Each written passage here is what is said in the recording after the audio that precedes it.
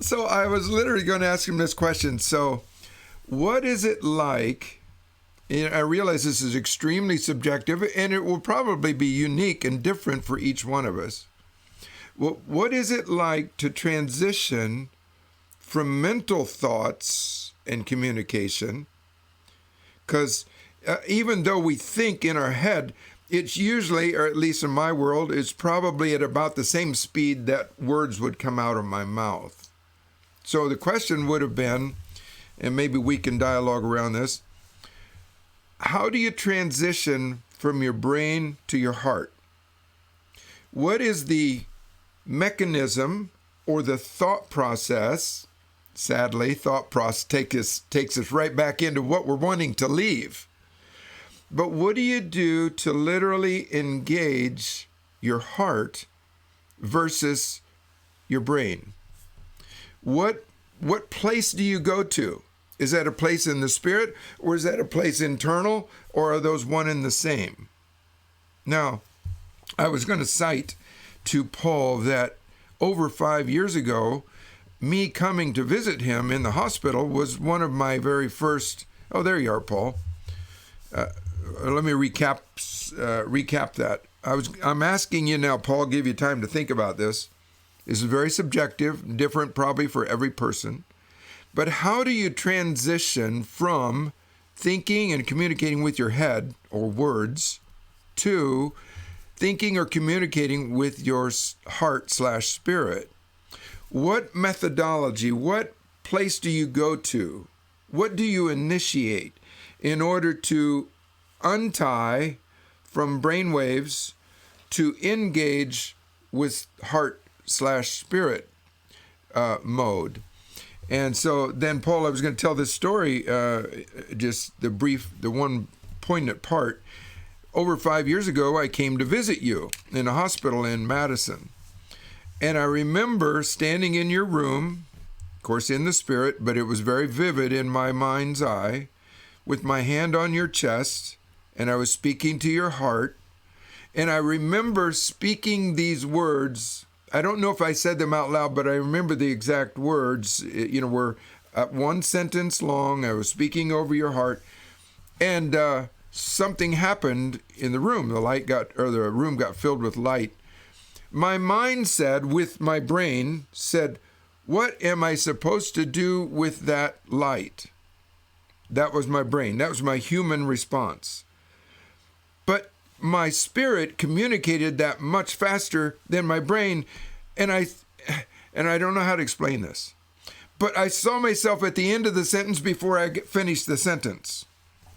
I don't know. Maybe that seems elementary to some of us, and on the other hand, it's weird on the other hand. And so I heard myself say it. I remembered thinking, oh my goodness, I was at the end of that sentence, and it had gotten transferred to the Spirit of God before the words had gotten finished in my sentence. Now, that happened kind of, can I say involuntarily. I didn't, at that point, try to engage my heart/spirit. It just happened involuntarily. I think the Lord says, I'm going to do something here. Take note, because this is going to be your new mode. I want you to communicate from or via your heart versus primarily from your head. I like it, Paul. You said that John Paul Jackson's brain is for storage. I don't know if that's true, but it does kind of put an idea in our minds that the brains are used for storage. They're not used for the source, nor even primarily for communication purposes. I'm going to go back to one thing that I started with, and that's the question, how do we know, or how do we start the process of disassociating from just mental brainwaves to heart/spirit exportation, communication, engagement? Okay, so I want to make a referral to Les and I. A few years ago, we agreed that on a certain day we'd do a spiritual texting to each other. And so it's a great story. I posted it. It's entitled, She Can Cry If She Wants to. but it's on my blog if you want to take a look at it. But I don't want to tell the story today. What I want to tell is, how did I go about exporting, communicating, transferring the substance of what I heard to Les? Let me say this.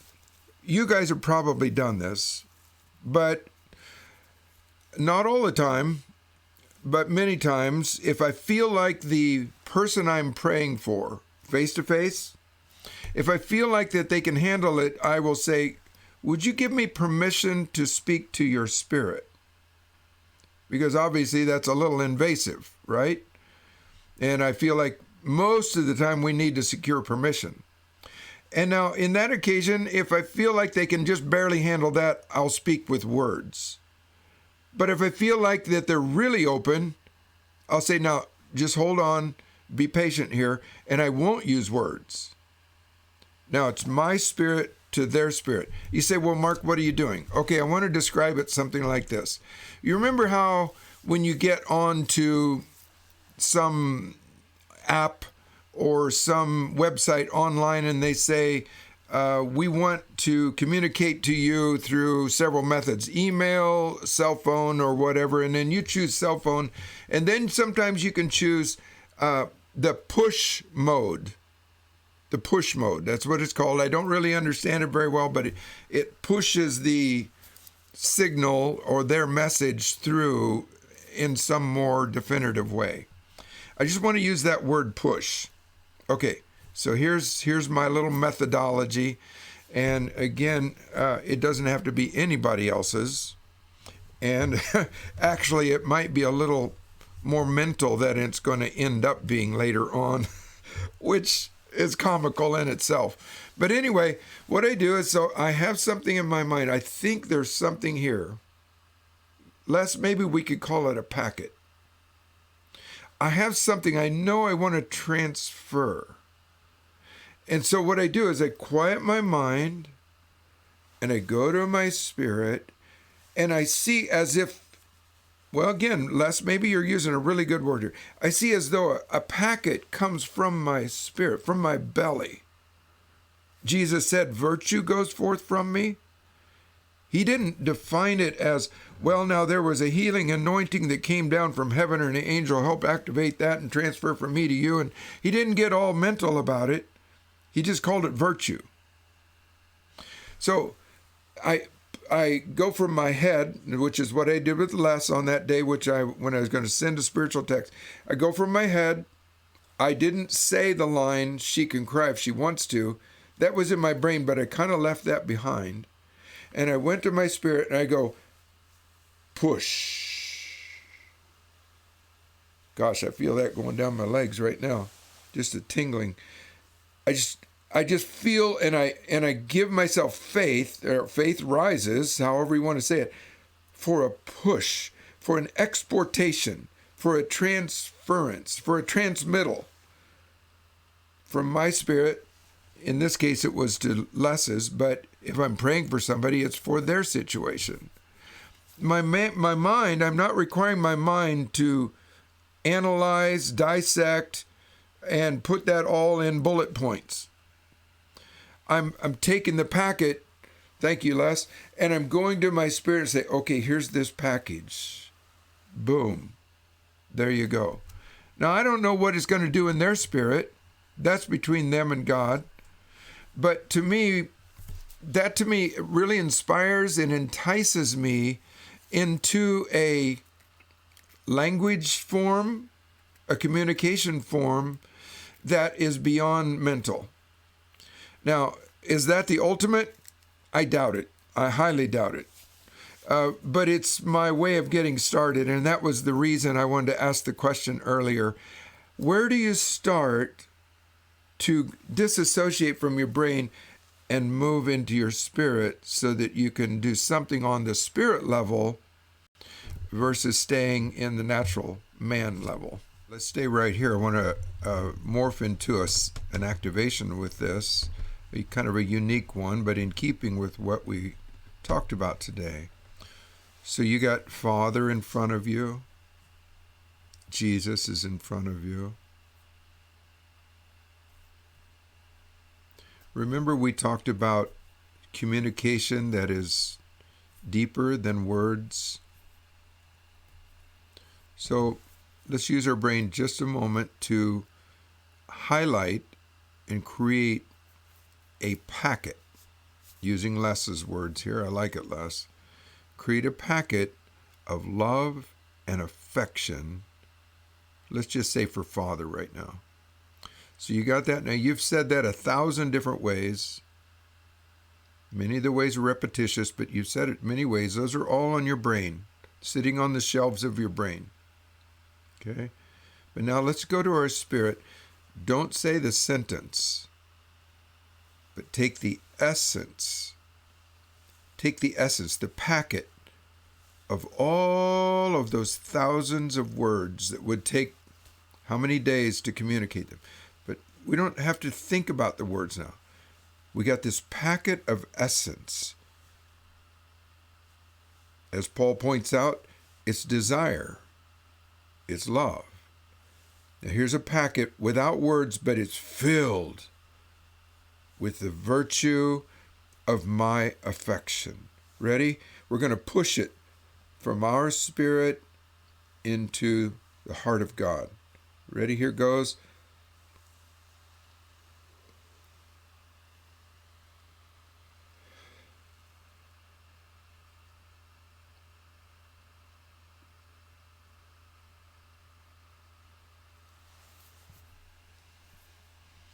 There, Father, there it is. There it is.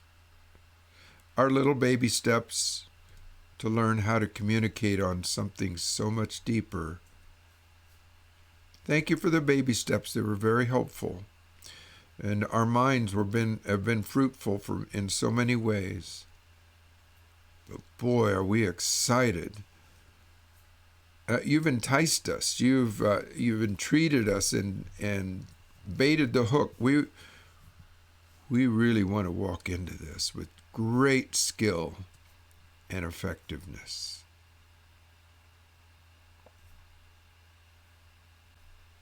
Let's do one more thing. Now, back out. We're going to look at each other in our Zoom windows. And you're looking at kings and queens here. We've all been made to be priests and kings unto our God. You're looking at priests and kings and queens of God. Look, just behold the beauty of the Lord, the love that He's given us for each other, even as today, and many times we've hurt each other's hearts. The preciousness of what God has deposited in our hearts. Now, today, what do you say we give value? Not with words, but from our spirit. From our spirit, we're going to give value. What is that like? Oh, I don't know. You're going to have something that makes sense to you, but let me give you a little word picture. Put a crown on their head. But when you do this, don't use that sentence. Don't go to words. Go to value. Go to essence. Go to virtue. Go to the transmission of value from your spirit upon the person there, upon all of us here in this Zoom. All right? Is that good enough? First of all, just use your brain to create a kind of little packet. As Les says, you got a packet? You got a packet? Okay, now, brain, thank you. As Abby says, brain, you've been really good, but you got to take second seat right now. Now, spirit. Here's our spirit. Ready? Push.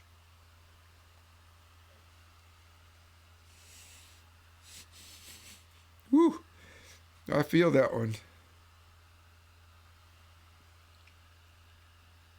Interestingly, we're pushing and receiving at the same time. Bidirectional here. Oh, good stuff, guys. Good stuff. Oh, I love how the Lord's training us, and I love our flow today. Oh boy, very precious, very precious. I love our topics. I love our hearts flowing together. And I'm proud of us all. Thank God for what He's doing in us and with us.